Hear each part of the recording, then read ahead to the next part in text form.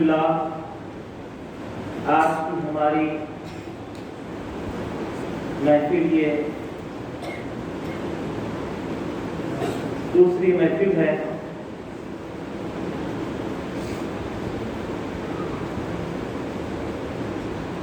جامعہ نظامیہ کے فارغ التحصیل حضرت ابو الفدا پروفیسر ڈاکٹر مولانا محمد ذوالفقار محی الدین الملتانی صاحب قبلہ دامت برکاتہ عالیہ جو مدرسے باب الانوار محمدی کو اپنا قیمتی وقت عطا کیے ہیں، میں انتظامیہ کی جانب سے آپ کی آمد کا شکریہ ادا کرتا ہوں اور آپ کے والد ماجد حضرت غوث محی الدین ملتانی صاحب قبلہ رحمۃ علیہ، ہم نے ہماری سر کی آنکھوں سے دیکھا کہ حضرت شیخ الاسلام عارف اللہ حافظ محمد انوار اللہ فاروقی فضیلت جنگ بانی جامع نظامیہ علیہ رحمہ کہ اس کے موقع پر آپ ایسی تیاری کے ساتھ فرزندان جامع نظامیہ کا حق ادا کرتے تھے۔ وقت سے پہلے قرآن خوانی میں شریک اور جب تک جلسے تقسیم اسنادات ختم ہوئے اس وقت تک آپ جامع نظامیہ سے باہر نہیں نکلتے تھے۔ انہی کی تربیت کی آپ حضرت مولانا پروفیسر ڈاکٹر ذوالفقار محی الدین صاحب جانشین ہیں۔ آپ کے والد ماجد مدرسے باب الانوار محمدی سے بے پناہ محبت اور کئی سال تک حضرت کفالت جاری فرمائیں اور حضرت کے فرزند آج انہوں بھی وہ روایت کو میں نے جاری رکھا ہوں اور مدرسے کی خدمت کر رہے ہیں، تو میں حضرت کی آمد کا خیر مقدم کرتا ہوں اور مدرسے باب الانوار محمدی کے محترم صاحب سے درخواست ہے کہ آج کے ہمارے مہمان کی دلگوشی فرمائیں۔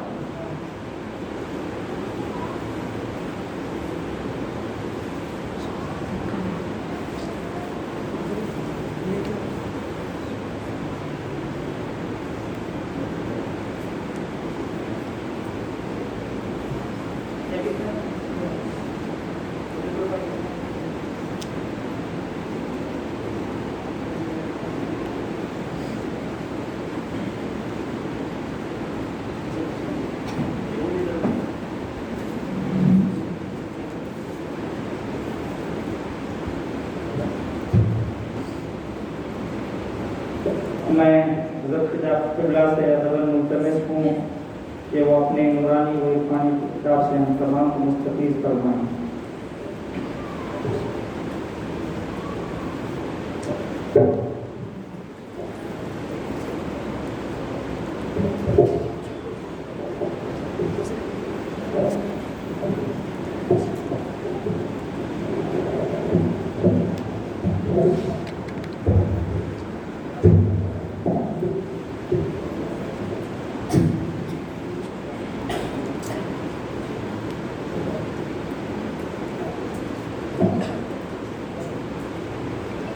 السلام علیکم ورحمۃ اللہ وبرکاتہ۔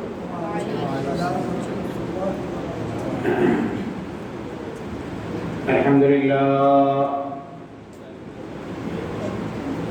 للہ رب العالمین والعاقبۃ للمتقین والصلاة والسلام على سيدنا الأنبياء وسند المرسلين وعلى آله الطيبين الطاهرين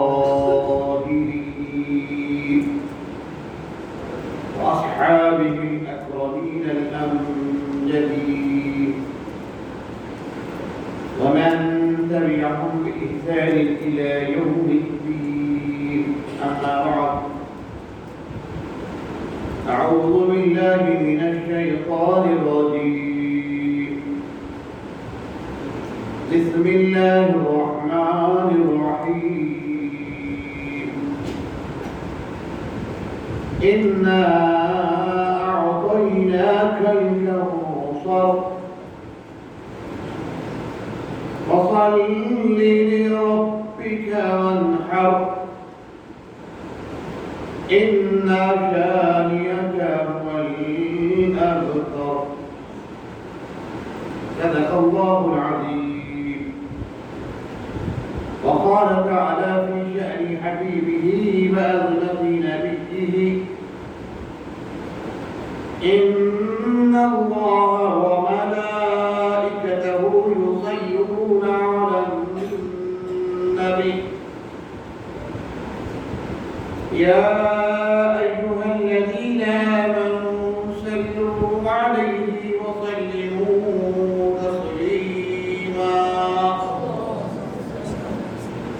اللهم صل على سيدنا شفيعنا حبيبنا مولانا محمد وعلى آله وصحبه وبارك وسلم.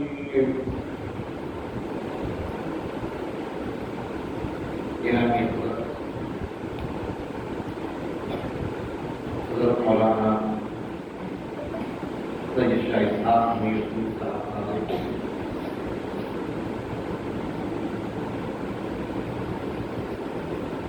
وعزت معاذ حضرت مولانا حافظ الغازی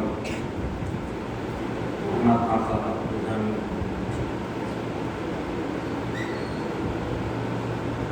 حضرت القدر حضرت معاذ جناب سیکرٹری صاحب، حضرت اعلیٰ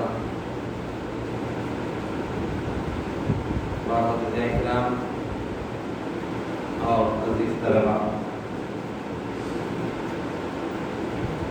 مجھے بڑی مسرت ہو رہی ہے کہ آپ کے درمیان میں آپ سے کچھ گفتگو خطاب طلباء سے ہے اور موضوع میلاد مصطفیٰ ہے صلی اللہ علیہ وسلم.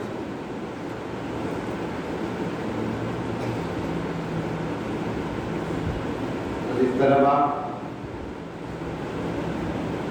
ہم بھی کل تک آپ ہی کی طرح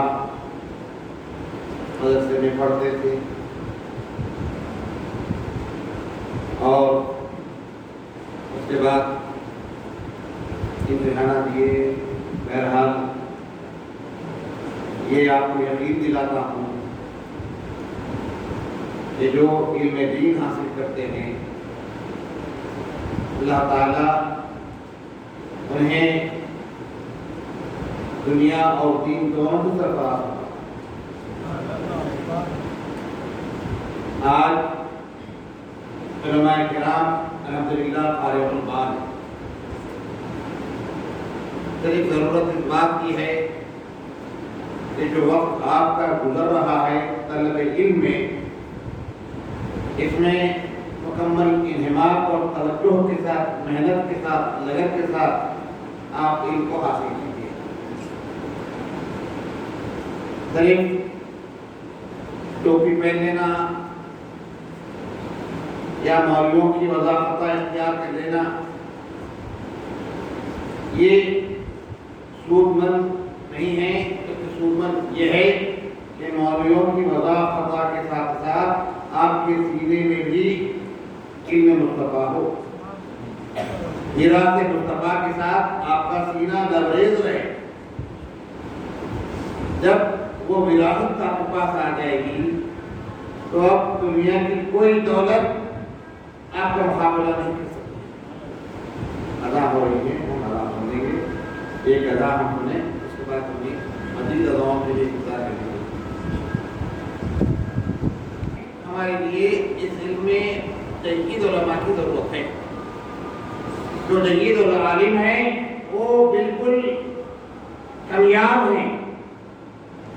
آپ اس کمی کو پوری کیجیے اور محنت و مشقت کے ساتھ اپنے تعلیمی سلسلے کو جاری رکھیے۔ آج کی میری گفتگو کا عنوان میں نے طلباء کے حساب سے قرآن کریم کی ایک سب سے چھوٹی آیت کو میں نے منتخب کیا۔ میں نے قرآن کریم کی سب سے چھوٹی سورت سورہ کوثر کو میں نے اپنی گفتگو کا عنوان بنایا ہے۔ دیکھیے، ایک علم شریعت ہے اور ایک علم طریقت ہے، کیونکہ آپ کا مدرسہ جو مدرسہ ہے اس میں اصحاب طریقت کا بہت زیادہ کردار نمایاں نظر آتا ہے۔ تو ایک طریقت کیا ہے، شریعت کیا ہے، ذرا سا اس کو ہم اس سورے کی روشنی میں سمجھ لیتے ہیں۔ میں ایک سہل انداز میں سمجھانے کی کوشش کروں گا، ہر طالب علم کو، ہر عمر کے شخص کو یہ چیز سمجھ میں آ جائے۔ آج کی ہماری گفتگو صرف سورہ کوثر ہے۔ آپ توجہ سے اس کے ترجمہ اور مفہوم کیا ہے، کیا نکل سکتا ہے، اور اس سورے میں حضور پاک کی عظمت اور شان کو رب تبارک و تعالیٰ کس انداز میں بیان کر رہا ہے وہ سمجھ جائیں، وہ چیز سمجھ جائیں تو ہماری آج کی اس نشست کا ہم کو رزلٹ مل جائے۔ آپ کے بانی مدرسہ کی محنتیں اور مشقتیں، ان کی اہتمام اور دلچسپی آپ حضرات کے ساتھ جو ہے اس کا پھل ان کو مل گیا، اور غریب کے آنے کا مقصد غریب کو حاصل ہو جائے۔ تو دوستو بزرگو، قرآن کیا ہے؟ پورا قرآن حضور پاک کی شان مبارکہ کو بیان کر رہا ہے۔ حضور پاک کی عظمت مقدسہ کا بین ثبوت قرآن کریم ہے۔ الف لام بسم اللہ کی بے سے والناس کی سین تک آپ دیکھیے، اس میں صرف اور صرف شان مصطفیٰ، عظمت مصطفیٰ، اس کے علاوہ کوئی اور چیز قرآن میں ہے ہی نہیں۔ حضور پاک کی نعت کا اللہ ہے، اور نعت حضور پاک کی قرآن میں بیان ہو رہی ہے۔ یہ قرآن ہے۔ تو اب شریعت کیا ہے، طریقت کیا ہے، طلبا سمجھ جائیں تھوڑا۔ میں زیادہ گہرائی میں نہیں جاؤں گا، لیکن ایک بات آپ کے علم میں لاؤں گا۔ شریعت یہ ہے کہ حضور پاک کا چلنا پھرنا اٹھنا بیٹھنا یہ شریعت ہے۔ حضور پاک کا چلنا پھرنا اٹھنا بیٹھنا گفتگو کرنا یہ سب کی سب شریعت ہے۔ اب طریقت کیا ہے؟ حضور پاک کے باطنی احوال ایک ظاہری احوال ہے، جسے حضور کرتے تھے، پھرتے تھے، گفتگو کرتے تھے صحابہ کے ساتھ، حضور کا وقت گزرتا تھا، ازواج مطہرات کے ساتھ حضور کا وقت گزرتا تھا۔ یہ سب کی سب شریعت ہے، اور یہ ظاہری پہلو ہے، اور ایک حضور کا باطنی پہلو ہے، جس کے مطابق حضرت سیدنا امام جعفر صادق رضی اللہ تعالیٰ عنہ فرماتے ہیں: من عمل بظاہر الرسول فهو سنی ومن عمل بباطن الرسول فهو صوفی۔ جو حضور پاک کے ظاہر اختیار کرتا ہے وہ ہے، اور جو حضور کے باطنی احوال کو اختیار کرتا ہے وہ صوفی ہوتا ہے، اور وہ طریقت ہے۔ شریعت اور طریقت کو الگ نہیں ہے۔ ہر جو کا مرجع، ہر جو حضور پاک کی طرف سے ہم کو ملی ہے۔ تو ظاہری احوال شریعت، باطنی احوال طریقت ہے۔ تب ہم سورہ کوثر کو ہم ظاہری اور باطنی احوال سمجھیں گے۔ ظاہری اور باطنی احوال سے ہم اس کو سمجھتے ہیں۔ علماء کرام کی روشنی میں بھی ہم اس صورت کو سمجھتے ہیں، اور اصحاب طریقت نے اس کو کس طریقے سے سمجھایا ہم اس کو بھی سمجھتے ہیں، اور میں آ جائے گا، ہم کو سمجھ میں آ جائے گا۔ دیکھیے، اِنَّا أَعْطَيْنَاكَ الْكَوْثَرَ فَصَلِّ لِرَبِّكَ وَانْحَرْ إِنَّ شَانِئَكَ هُوَ الْأَبْتَرُ۔ اللہ تعالیٰ فرماتا ہے، بے شک ہم نے آپ کو کوثر عطا فرمایا، ہم نے آپ کو کوثر سے سرفراز فرمایا۔ فَصَلِّ لِرَبِّكَ، اپنے رب کے لیے نماز پڑھیے۔ فَصَلِّ لِرَبِّكَ وَانْحَرْ، اور قربانی دیجیے۔ نماز پڑھیے اور قربانی دیجیے۔ ان شأن اکرم الابتر، بے شک آپ کا دشمن وہی منقطع النسل ہے، وہی بدترین ہے۔ یہ سورہ کوثر کا ہے۔ شأن نزول کیا ہے؟ حضور کے صاحبزادے حضرت سیدنا ابراہیم رضی اللہ تعالی عنہ وعلیہ السلام کا وصال مبارکہ پر کم مہینہ ہوا۔ حضور کے صاحبزادوں کا وصال بہت ہی ننھے سے کم عمر میں حضور کے صاحبزادے وصال پائے۔ تو کفار جو مکے کے تھے وہ کوئی موقع دیکھتے تھے جس سے حضور کو اذیت دے، حضور کو تکلیف پہنچائے، کوئی موقع وہ جانے نہیں دیتے تھے کہ حضور کو تکلیف پہنچائے۔ جب حضور کے شہزادے وصال فرماتے گئے تو ایک نہیں، دو نہیں، تین صاحبزادے حضور کے وصال فرما گئے تو انہوں نے یہ کہا کہ محمد صلی اللہ علیہ وسلم کے اولاد نبی نہیں ہے، اب حضور کی نسل مبارکہ ختم ہو جائے گی، حضور کی نسل ختم کیوں کہ نسل جاری ہے کہ مرد بچوں سے، اور جن کو لڑکے ہوتے ہیں ان سے نسل کا سلسلہ جاری رہتا ہے، لڑکیوں سے نسل کا سلسلہ جاری نہیں رہتا۔ تو حضور کے شہزادے کم عمری میں وصال فرما گئے اور حضور کو صاحبزادیاں بقید حیات تھیں۔ تو انہوں نے کہا کہ آپ منقطع نسل ہے، اب آپ کے سلسلہ نسل یہاں پر ختم ہے۔ تو جب انہوں نے یہ بات حضور پاک کو تکلیف دینے کے لیے اڑائی تو رب کائنات نے حضور پاک پر اس سورہ کریمہ کو نازل فرمایا اور فرمایا اے حبیب ہم نے آپ کو کوثر دیا ہے۔ کوثر کیا ہے؟ علماء فرماتے ہیں اے حبیب ہم نے آپ کو خیر کثیر سے سرفراز فرمایا، ہم نے خیر کثیر سے آپ کو سرفراز فرمایا، ہم نے آپ کو ہر چیز میں خیر کے پہلو آپ کے لیے ہم واضح اور روشن کیا۔ جب یہ پہلو ہے تو اب اس پہلو کے ساتھ اپنا آپ ناطہ جوڑیں گے، اپنا تعلق اس خیر کے ساتھ جوڑیں گے۔ خیر کیا ہے؟ خیر کیا ہے؟ عزیز طلباء، خیر کس کو کہتے ہیں؟ جن کا تعلق اللہ سے ہوتا ہے وہ کام خیر کا ہوتا ہے۔ اب ہم طلباء ہیں، ہم طالب علم ہیں، ہم جو کام کر رہے ہیں، علم حاصل کر رہے ہیں، پڑھ رہے ہیں، سنا رہے ہیں، استاد کی خدمت کر رہے ہیں، مدرسے کی خدمت کر رہے ہیں، دوستو ہر عمل خیر کا ہے۔ کب ہوگا؟ جب آپ کے پاس اللہ کی خوشنودی اور رضا منظور ہو، اللہ کی رضا اور خوشنودی آپ کو منظور ہو تو آپ کا وہ عمل خیر ہے، وہ آپ کے لیے اجر والا ہے۔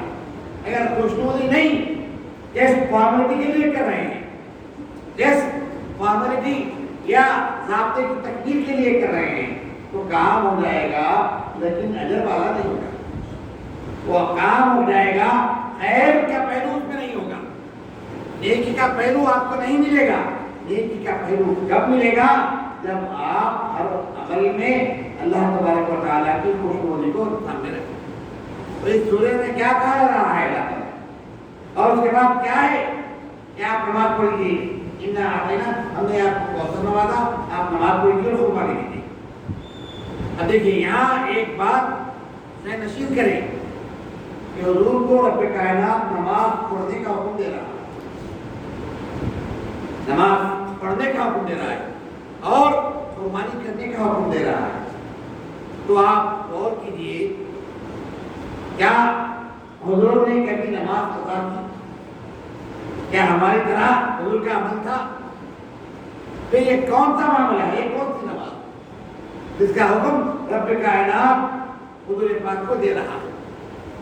اس کا حکم رب کائنات حضور پاک کو دے رہا ہے، نماز پڑھیے اور پھر قربانی دیجیے۔ دیکھیے قربانی کا معاملہ سال میں ایک دفعہ ہے، عید الاضحیٰ میں قربانی ہے، روزانہ قربانی نہیں ہے، لیکن پھر حضور پاک کے لیے قربانی کا حکم ہو رہا ہے۔ تو یہ جو قربانی کا حکم حضور کو ہو رہا ہے تو حضور نے قربانی دیا، اپنی طرف سے دیے، بلکہ حضور نے ساری امت کی طرف سے قربانی دی۔ پھر ہمیں کون سی قربانی کا اس آیت کریمہ میں حکم مل رہا ہے؟ کون سی نماز اور کون سی قربانی؟ کیا اس سورہ میں رب تبارک و تعالیٰ کا حکم رب حضور پاک کو مل رہا ہے؟ تو دوستو اس بات کو سمجھنا یہ آج کی نشست کا سبق آپ کو مل رہا کہ جو نماز کا حکم یہاں ہے دوستو عزیز طلبا، وہ نماز ہے آپ کی 24 کی نماز ہے، آپ کی زندگی کی ساری زندگی کی نماز ہے۔ الذین هم فی صلاتہم دائمون، وہ لوگ جو ہمیشہ ہمیشہ نماز میں رہتے ہیں، وہ نماز یہاں پر حضور پاک کے صدقے میں حضور کی امت کو مل رہی ہے، حضور کی امت کو مل رہی ہے۔ اور وہ نماز کیا ہے؟ رب سے ناطا جوڑنے کی، رب سے تعلق جوڑنے کا، رب سے ہر وقت آپ کا تعلق، آپ کی فکر، آپ کی سوچ رب تبارک و تعالیٰ سے جڑے رہے۔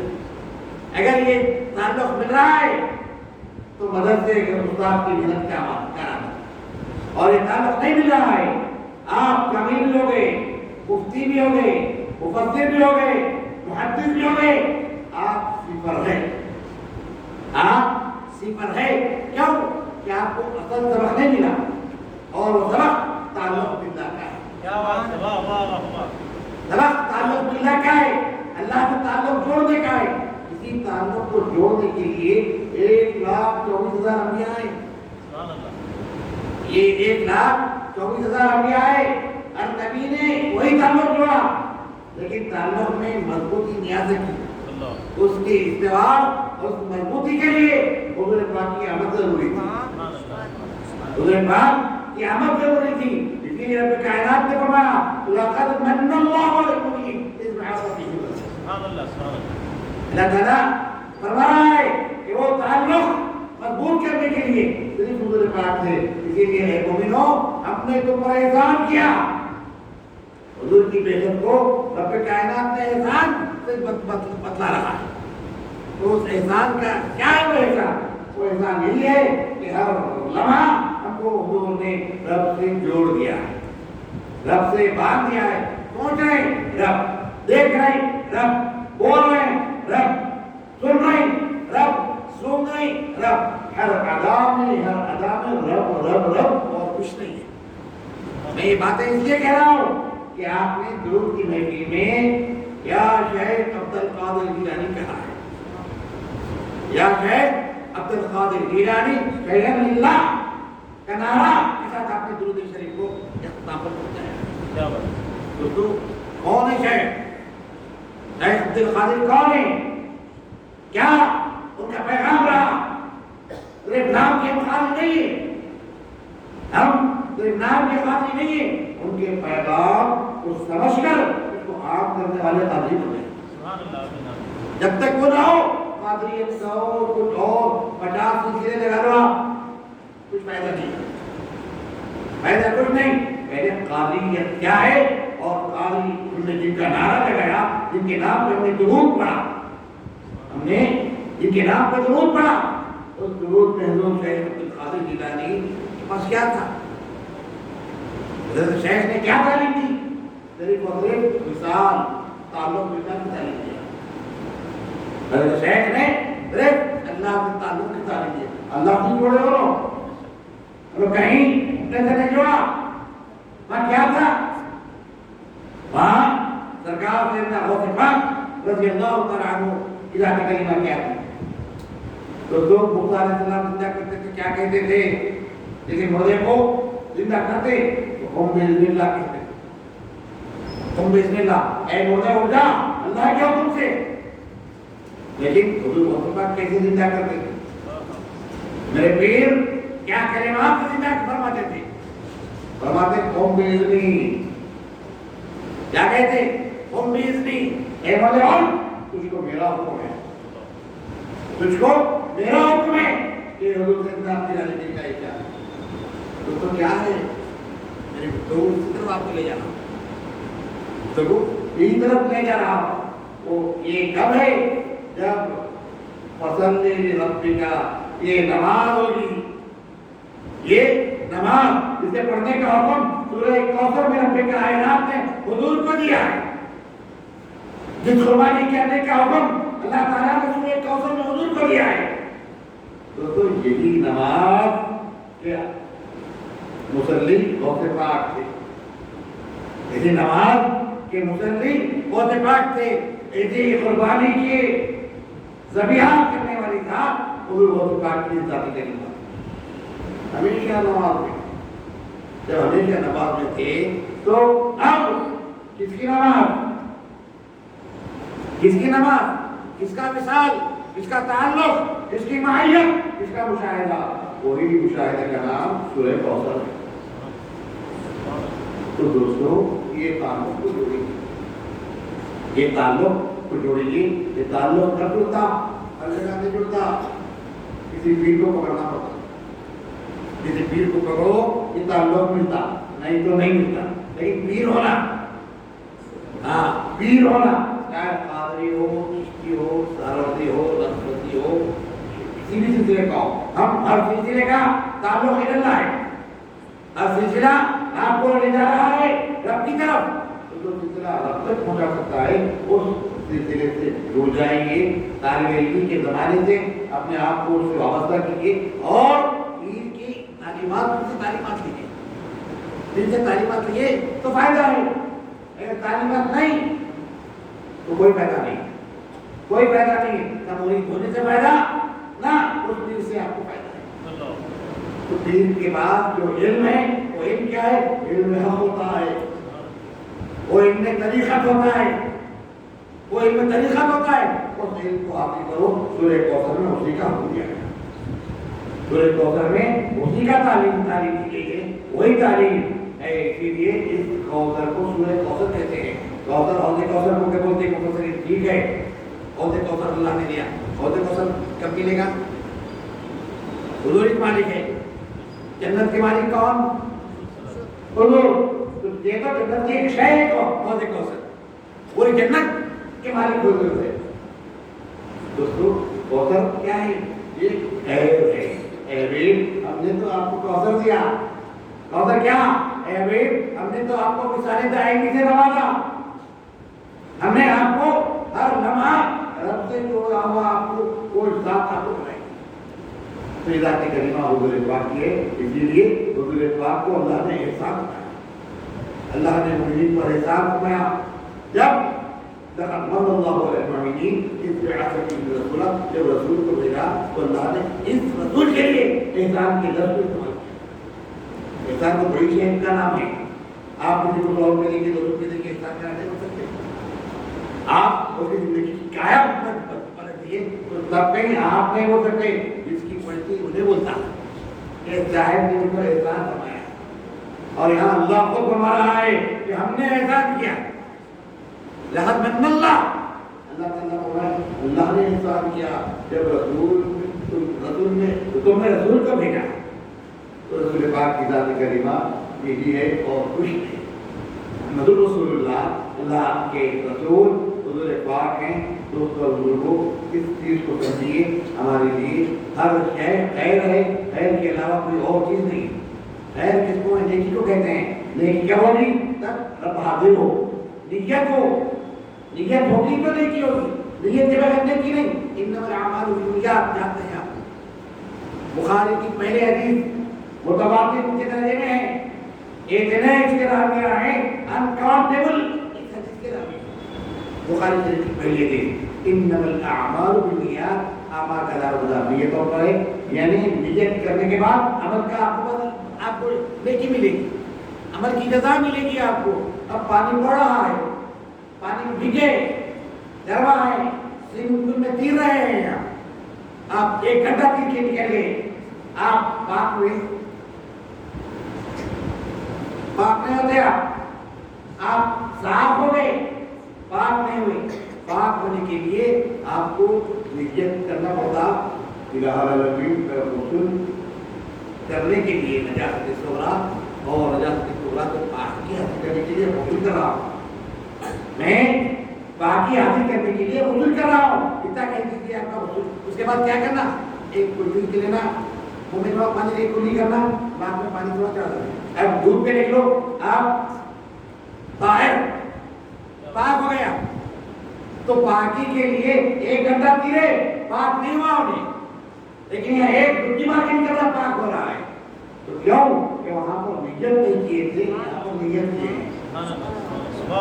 نیت کے بعد ایک ڈبکی میں آپ پاک ہو رہے ہیں اور ایک گھنٹہ دن کے بعد یہ پاک نہیں ہو رہے ہیں۔ تو دوستوں اسی طریقے سے جو کام کر رہے ہیں اس میں نیت یہ ہو کہ اللہ ہم کو دیکھا، ہم اللہ کے لیے کر رہے ہیں، ہم عمل کر رہے ہیں اللہ کی رضا کے لیے کر رہے ہیں۔ یہ کام کے لیے آپ پڑھ رہے ہیں، اس کے لیے کر رہے ہیں، پڑھ رہے ہیں اللہ کی رضا کے لیے۔ جب اس کی رضا کے لیے پڑھیں گے تو آپ محنت بھی کریں گے، مشقت بھی اٹھائیں گے، تکلیف بھی اٹھائیں گے۔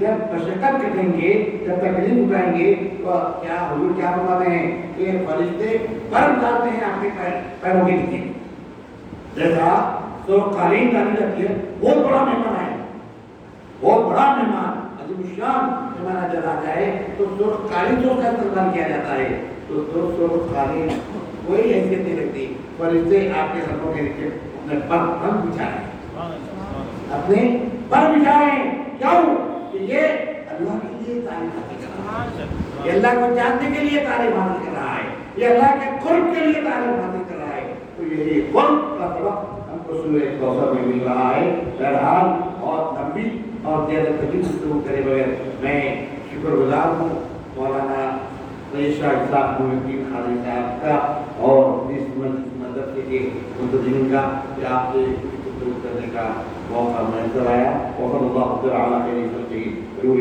سیدنا مولانا محمد وعلى آله وصحبه وبارك وسلم۔ سبحان ربك رب العزة عما يصفون وسلام على المرسلين والحمد لله رب العالمين۔